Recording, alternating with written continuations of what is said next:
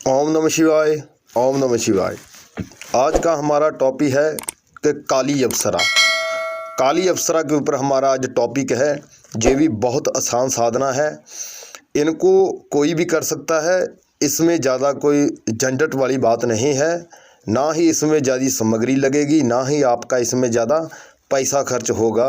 तो ये साधना भी आप मुफ्त में कर सकते हैं। 10-20 का खर्चा आएगा, ज़्यादा नहीं आएगा, हज़ारों में नहीं आएगा, 500 भी नहीं लगेगा, 200 भी नहीं लगेगा, सिर्फ़ और सिर्फ 50 रुपये लगेंगे आपके, और काली अप्सरा सिद्ध हो जाएगी। और काली अप्सरा से आप कोई भी काम ले सकते हैं, अच्छा काम ले सकते हैं, गंदा काम ले सकते हैं, अच्छाई वाला काम ले सकते हैं, गलत कार्य ले सकते हैं। इसीलिए इनका नाम काली अप्सरा पड़ा है।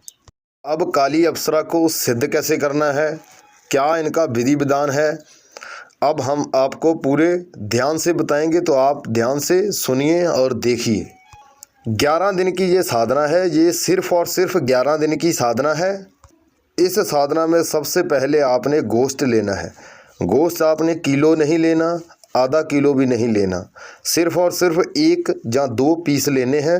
वो भी आप मुर्गे के ले सकते हैं, मुर्गी के ले सकते हैं, बकरा नहीं, मुर्गी का गोश्त लगेगा। और सिर्फ़ और सिर्फ 2 पीस, 1 पीस, सिर्फ़ और सिर्फ 2 पीस या 1 पीस, 50 रुपये का गोश्त आपको बहुत आ जाना है। आपका 50 रुपये का ही सिर्फ़ और सिर्फ गोश्त लगेगा आपका, ज़्यादा गोश्त नहीं लेना आपने। 50 रुपये का आपने गोश्त लेना है, मुर्गे का, मुर्गी का, कोई भी ले सकते हैं, वो आपके ऊपर निर्भर करता है।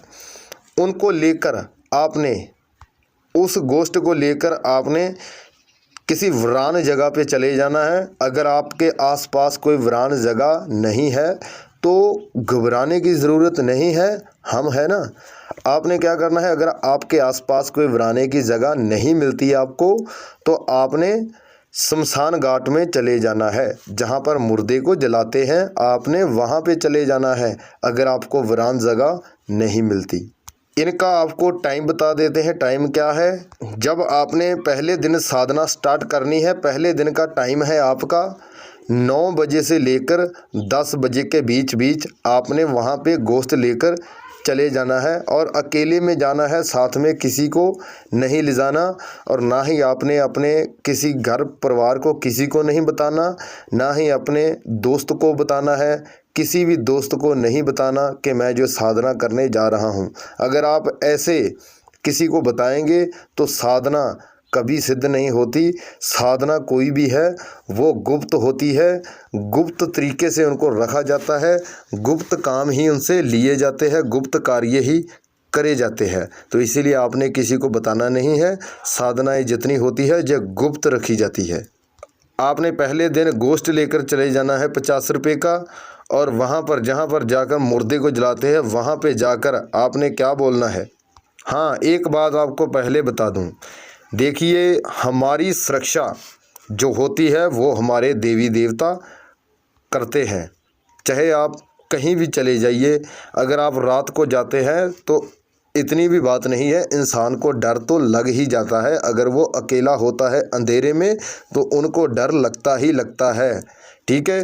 तो उसमें हमारी सुरक्षा कौन करते हैं, हमारे देवी और देवता करते हैं, जिसको हम मानते हैं, जिसको हमने घर में जगह दी है अपने देवी देवता को, जिसको हम मानते हैं। उस टाइम, अंधेरे के टाइम, हम अपने देवी देवता को पुकारते हैं जब हमको अंधेरे में डर लगता है। ज़हर सी बात यह है कि हमारा काम जितने भी है देवी देवता ही सुरक्षा करते हैं। तो आपने सबसे पहले अपने देवी और देवता से आज्ञा लेनी बहुत ज़्यादा ज़रूरी है। मैं आपको हर वीडियो में बोलता हूँ, बार बार बोलता हूँ, बताता रहता हूँ। सबसे पहले आपने अपने देवी और देवता से आज्ञा लेनी है। आज्ञा में क्या बोलना है, ऐ मेरे देवी और देवता, जिसको भी आप मानते हैं, मैं आपको सिर्फ बता ही रहा हूँ। आप जिस देवी देवता को मानते हैं आप उनका नाम लेकर पुकार सकते हैं। और अगर आप उनका मंत्र जाप कर सकते हैं 21 बार, 41 बार, तो वो सबसे बेहतर है। आपने कैसे आज्ञा लेनी है, ऐ मेरे देवी और देवता, मैं काली अप्सरा की साधना करने जा रहा हूँ। आप मेरी सुरक्षा कीजिए और आपने ही ये हमारी साधना सिद्ध करवानी है, तो हमें ये साधना करने की अनुमति दीजिए, आज्ञा दीजिए।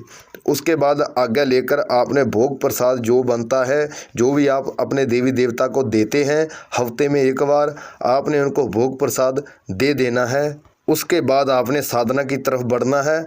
उसके बाद आपने 50 रुपये का गोश्त लेना है और जाकर शमशान घाट में, जब आप कब्रिस्तान में एंटर होने लगेंगे तो आपने सीधा नहीं एंटर हो जाना। अपने शमशान घाट को आपने सीधा नहीं जाना। आपने क्या करना है, आपने उनको सबसे पहले नमस्कार करना है। उसके बाद ही आपने शमशान घाट के अंदर जाना है। वहाँ पर गोश्त रखेंगे जहाँ पर मुर्दे को जलाते हैं।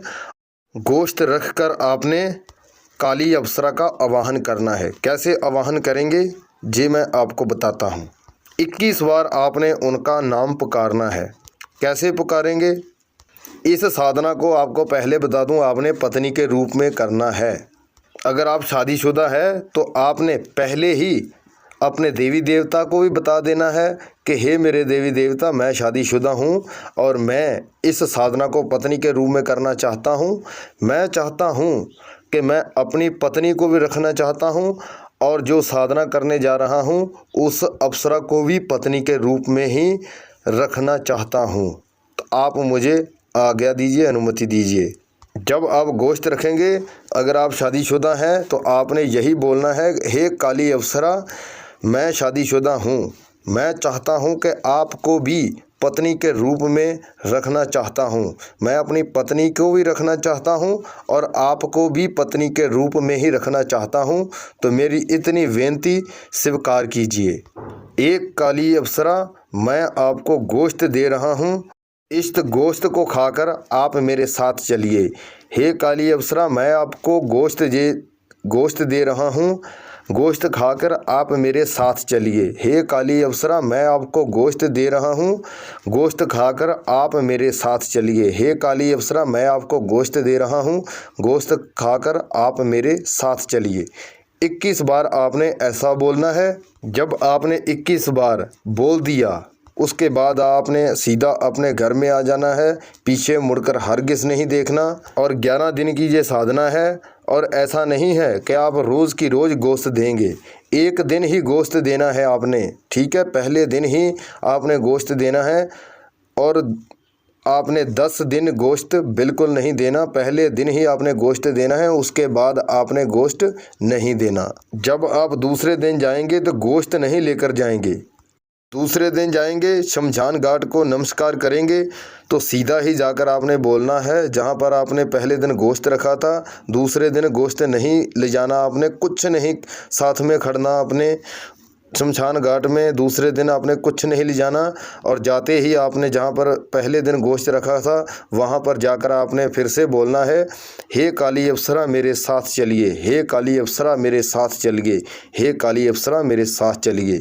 उसके बाद आपने ऐसे ही रोज़ रोज़ बोलते रहना है। उसके बाद आपने ऐसे ही बोलते रहना है। रोज़ रोज़ आपने ऐसा ही बोलना है। पहले दिन ही गोश्त देना है, उसके बाद नहीं देना। जब आखिरी दिन होगा उस दिन आपने गोश्त देना है। तो वो कैसे देना है वो भी आपको बता देता हूँ। जब आपका 11वां दिन होगा, फिर से आपने 50 रुपये का गोश्त लेकर जाना है साथ में। और गोश्त को आपने जैसे आपने पहले दिन रखा था वैसे नहीं रखना। आपने लिफाफे में डाला तो लिफाफे में डालकर आपको दुकान वाला देता है, उस लिफाफे को अपने हाथ में ही रखेंगे, अपने पीछे पकड़ कर रखेंगे गोश्त को।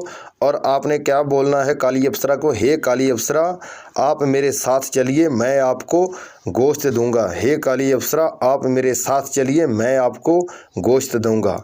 21 बार आपने ऐसा बोलना है आखिरी दिन, ठीक है? और आपने क्या करना है, उस गोश्त को लेकर साथ ही अपने घर में अपने वापस चले आना है घर की तरफ। जहाँ पर चरस्ता पड़ता हो वहाँ पर आपने बीच में गोश्त को रख देना है और साथ ही ये बोल देना है, हे काली माँ, हे मसानी, मैं इस शक्ति को अपने साथ लेकर जाऊंगा घर में। आप इस शक्ति को आगे आने दीजिए, ये मेरी विनती है आपसे। बस इतना ही बोलना है। उसके बाद आपने चरस्ते पे गोश्त रख देना है और काली अप्सरा को ये बोल देना है काली अप्सरा, आप चरस्ते पे आ चुकी हो, जे लीजिए गोश्त खा लीजिए और आप हमारे घर में आ जाइए। जब आपने ऐसा बोलना है तो वो गोश्त को खाकर आपके घर में साथ चलेगी। उसके बाद जब आप घर में आ जाएंगे तो आपने जहाँ पर भी उनको रखना है एक जगह देनी पड़ेगी, ठीक है। जैसे आपने अपने देवी देवता को स्थान दिया है वैसे ही आपने उनको स्थान देना है। वो आपकी मर्ज़ी है कि आप कहाँ पर उनको स्थान देना चाहते हैं। घर में उनको अलग से स्थान देना पड़ेगा, मैं आपको पहले बता दूं। जब उनको आपने स्थान दे दिया उसके बाद आपने वचन लेने हैं, वचन 3 ही वचन लेने हैं, 3 ही वचन आपने देने हैं। तो उसके बाद आपने जो भी उनको बोलना है कि मेरा ये काम कर दीजिए, चाहे आप कोई भी काम करवा सकते हैं, बड़ा छोटा काला पीला काम सभी करेगी। और उनको भोग प्रसाद पूछ लीजिए कि मैं आपको भोग प्रसाद में क्या दूं, वो जो बोले आपने उनको भोग प्रसाद दे देना है। और भोग प्रसाद आपने कहाँ पे देना है, जहाँ पर आपने आखिर में भोग प्रसाद जहाँ पे दिया था ना वहाँ पे आपने देना है, यानी कि चरस्ते पर आपने उनको भोग प्रसाद देना है और उनको काम बोलना है और वो आपका 24 घंटे के अंदर अंदर आपका वो काम कर देगी, ठीक है। और एक बात और बता दूं, डरने वाली कोई बात नहीं है इसमें, ठीक है। डरने वाली कोई बात नहीं है। अगर आपके देवी देवता आपके पीछे है तो आपको कुछ नहीं होगा, ये मेरा वादा है। अगर आप अपने देवी देवता को सही तरीके से मानते होंगे तो वो आपको कभी भी नुकसान कभी नहीं होने देंगे। और हाँ, वो काली अप्सरा को हमेशा बांध कर ही रखेंगे आपके जो देवी देवता होंगे। और हाँ, जब आपने उनको घर में लेकर आ चुके तो उसके बाद अपने देवी देवता की पूजा बिल्कुल नहीं छोड़नी। अपने देवी देवता की पूजा आपने, अगर आप कम करते थे और ज़्यादा करने लगेंगे, ठीक है। ज़्यादा पूजा करनी है आपने, ज़्यादा से ज़्यादा पूजा करेंगे अपने देवी देवता से, क्योंकि वो आपकी और आपके परिवार की और आपके घर की सुरक्षा कर सकें। अगर आपको किसी बात का पता नहीं चलता तो आप हमें कमेंट बॉक्स में पूछ सकते हैं, ठीक है। लाइक शेयर सब्सक्राइब करना मत भूलिए, बाद में आप भूल जाते हो तो फिर अभी कीजिए। अब हमें इजाज़त दीजिए। ओम नमः शिवाय, ओम नमः शिवाय।